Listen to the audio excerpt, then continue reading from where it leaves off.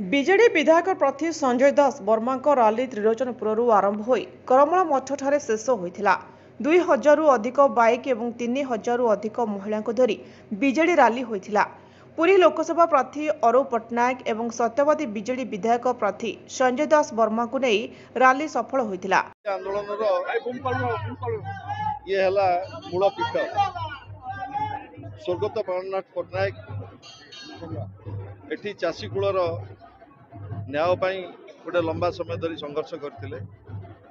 ଆଜି ସେହି ଶହୀଦ ପୀଠରୁ କଣାସର ଶହୀଦ ପୀଠରୁ ଆମେ 2024 ସାଧାରଣ ନିର୍ବାଚନ ପାଇଁ ଆଶୀର୍ବାଦ ଭିକ୍ଷା କରିଛୁ ଏବଂ ବର୍ତ୍ତମାନ କଣାସର ଅଧିଷ୍ଠତୀ ଦେବୀ ମା କୁଞ୍ଜେଶ୍ୱରୀଙ୍କ ପାଖକୁ ଆସିଥିଲୁ ମାର ଆଶୀର୍ବାଦ ନେବା ପାଇଁ।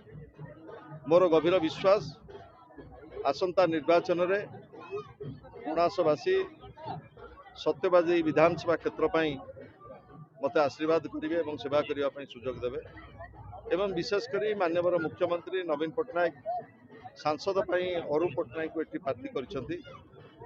ତାଙ୍କୁ ମଧ୍ୟ କଣାସବାସୀ ଆଶୀର୍ବାଦ କରିବେ ଏବଂ ସେବା କରିବା ପାଇଁ ସୁଯୋଗ ଦେବେ।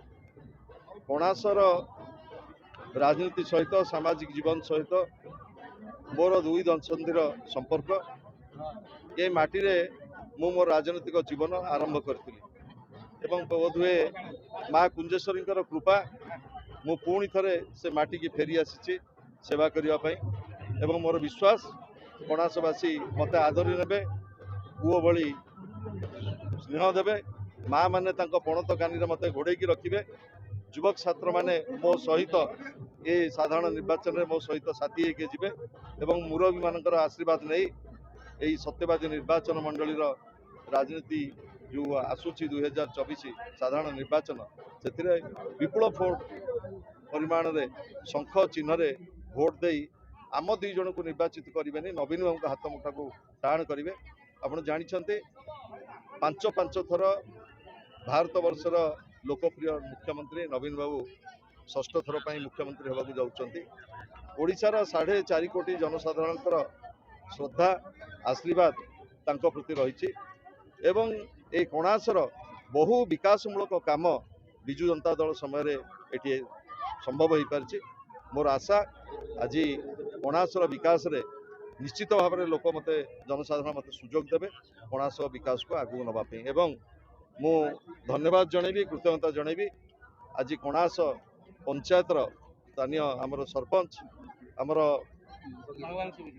ଭଗବାନ ସୁବୁଦ୍ଧିଙ୍କର ଯିଏ ଧର୍ମପତ୍ନୀ ସରପଞ୍ଚ ଆଜି ଆନୁଷ୍ଠାନିକ ଭାବରେ ବିଜୁ ଜନତା ଦଳ ସହିତ ସାମିଲ ହୋଇଛନ୍ତି, ଯାହାଫଳରେ ବିଜୁ ଜନତା ଦଳ ଏଠି ଶକ୍ତିଶାଳୀ ହେବ ଏବଂ ଆମକୁ ଆଗକୁ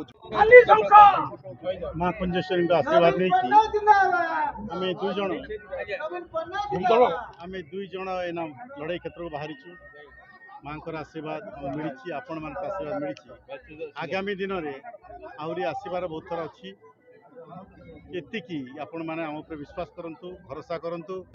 ଯାହା ପ୍ରତିଶ୍ରୁତି ଆମେ ଦେବୁ ତା ରଖିବୁ ଦି ଭାଇ, ସେଥିରେ କିଛି ଆପଣଙ୍କ ଊଣା ରଖିବୁନି। ଆପଣମାନଙ୍କ ଆଶୀର୍ବାଦ ଦରକାର, ମା କୁଞ୍ଜେଶ୍ୱରୀ ଆଶୀର୍ବାଦ ଦରକାର। କେତେ ଖୁସି ଅଛନ୍ତି ଆପଣ ଏଠି? ଆପଣଙ୍କ ଜନ୍ମମାଟି ଡେଲାଙ୍ଗର ପଡ଼ିଶା ହେଉଛି କଣାସ, ଏଠି କେତେ ସ୍ୱାଗତ ସମ୍ବର୍ଦ୍ଧନା ଦିଆଯାଇଛି, କେତେ ଖୁସି ଅଛନ୍ତି? କେତେ ଖୁସି ଅଛନ୍ତି? ଅତି ଖୁସି, ଅତି ଖୁସି। ଆପଣ ଯେଉଁ କଥା କହିଲେ ଏସବୁ ଏରିଆରେ ପାଖ ଗାଁ, ଆମର ଏକଦମ ପାଖ ଗାଁଟା। ଏଇଠି ବାପା ବି ସଦାବେଳେ ଆସୁଥିଲେ, ମୁଁ ମନେ ଅଛି, ଛୋଟବେଳେ ମୁଁ ବି ଆସିଛି ଶଗଡ଼ରେ। ଦେଖାଯାଉ ଆଗାମୀ ଦିନରେ କେମିତି କ'ଣ ଅତି ଭଲ ଲାଗୁଛି। ସମର୍ଥନ କେତେ ରହିଛି ଆପଣଙ୍କ ପ୍ରତି? ଦେଖାଯାଉଛି ନା, ଆପଣ ଦେଖୁଛନ୍ତି ସମର୍ଥନ ମୋତେ ଲାଗୁଛି ଭଲ। ମୁଁ ପୂର୍ବତନ ଆତ୍ମାର ଅଧ୍ୟକ୍ଷ ସଞ୍ଜୟ କଣାସ। ସଞ୍ଜୟ ଦାସ ବର୍ମାଙ୍କୁ କେତେ ସପୋର୍ଟ ମିଳୁଛି କଣାସ ଏରିଆରେ? ମାନ୍ୟବର ମୁଖ୍ୟମନ୍ତ୍ରୀଙ୍କ ନିର୍ଦ୍ଦେଶ କ୍ରମେ ଆଜି ସତ୍ୟବାଦୀର କଣାସ ବ୍ଲକର ପ୍ରଥମ କରି ସଞ୍ଜୟ ଦାସ ବର୍ମା କଣାସ ମାଟିରେ ପାଦ ଦେଇଛନ୍ତି ଏବଂ ଆପଣମାନେ ଦେଖୁଥିବେ ହଜାର ହଜାର ସମର୍ଥକ ମା ମାନେ ସମର୍ଥନ ଦେଇଛନ୍ତି ଏବଂ ମା କୁଞ୍ଜେଶ୍ୱରୀଙ୍କର ଆଶୀର୍ବାଦ ଭିକ୍ଷା କରି ଆମର ପଦଯାତ୍ରା କାର୍ଯ୍ୟକ୍ରମ ଜାରି ରହିଛି। କ'ଣ କହିବେ ଉମା ସାମନ୍ତରାୟ ଏବେ ବ୍ରହ୍ମଗିରିରେ, ତାଙ୍କୁ କେତେ ସପୋର୍ଟ ମିଳିବ ସେଠି ଆଉ ୟାଙ୍କୁ ଏଠି କେତେ ସପୋର୍ଟ? ମାନ୍ୟବର ମୁଖ୍ୟମନ୍ତ୍ରୀଙ୍କର ନିର୍ଦ୍ଦେଶ କ୍ରମେ ଯିଏ ଥିଲେ ପୂର୍ବତନ ବିଧାୟକ ଆମର ଉମା ସାମନ୍ତରାୟ, ତାଙ୍କୁ ବ୍ରହ୍ମଗିରି ଏବଂ ବ୍ରହ୍ମଗିରି ଯିଏ ଥିଲେ ପୂର୍ବତନ ବିଧାୟକ संजय दास वर्मा को सत्यवादी दि सेठी उमा बाबूर लोकप्रियता बढ़ी चलती एठी संजय बाबू लोकप्रियता बढ़ी चलती दुईटा की सीट बीजेपी बहु परिमाण में विजय लाभ कर कणासुरु शुभलक्ष्मी सेनापति रिपोर्ट ज्योतिप्रभा न्यूज।